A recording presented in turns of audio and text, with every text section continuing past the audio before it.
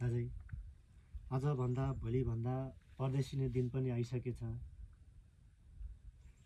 अस्तिसम्म त लाग्थ्यो यार यो देश छोडेर जान मन त लागेको थिएन।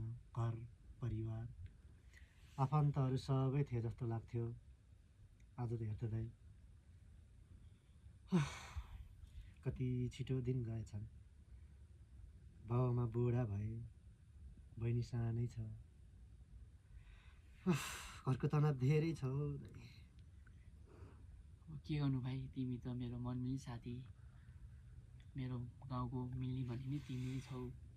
अब मैले तिमीले छाडेर गएपछि मैले के भनेर बस्ने होला यो गाउँमा।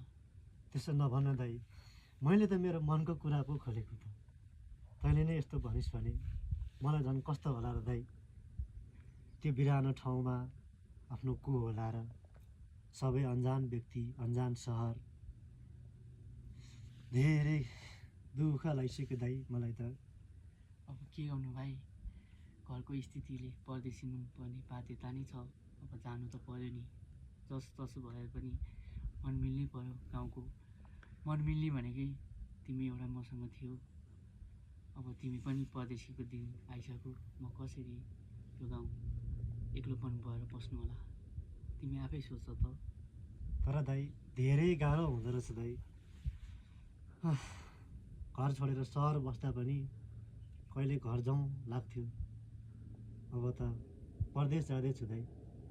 न जान्छु भनेर जान पाइएला। अरू बेला त ठिकै छ दाइ, चाडपर्वको बेलामा के होला।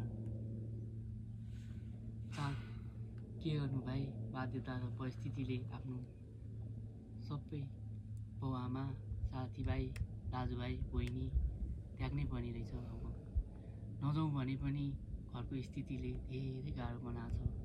जाउँ भने पनि नजाउँ भने पनि घरको स्थितिले धेरै गाह्रो बनाएको छ। जाउँ भने पनि दाजुभाइको नाताले धेरै मेरो मन रोएको छ। अब के गर्ने होला भाइ, अब जानु त पर्यो परदेशी ठाउँ। तिम्रो त अब भिसा लगाइसक्यो। अब मैले के भनेर बस्ने होला भाइ, तिमी आफै सोच। मेरो मन मिल्ने भनेकै तिमी थियौ, तर अहिले अब जाने भन्छौ, मेरो मन कति रोएको होला तिमी आफै भन त ल। गाह्रो छ दाइ, गाह्रो छ। कता हेर्ने, के गर्ने, एक्लो ज्यान। उमेरले डाँडा काटिसक्यो नि दाजै। आजभन्दा भोलिभन्दा हेर्नु त बाबुआमाको गालामा छाला चाउरी परिसक्यो। आफ्नो उमेर बढ्दैछ। यो उमेरसम्म पनि खै दाजै उन्नति प्रगति भएन। कहिले होला, के गर्ने होला।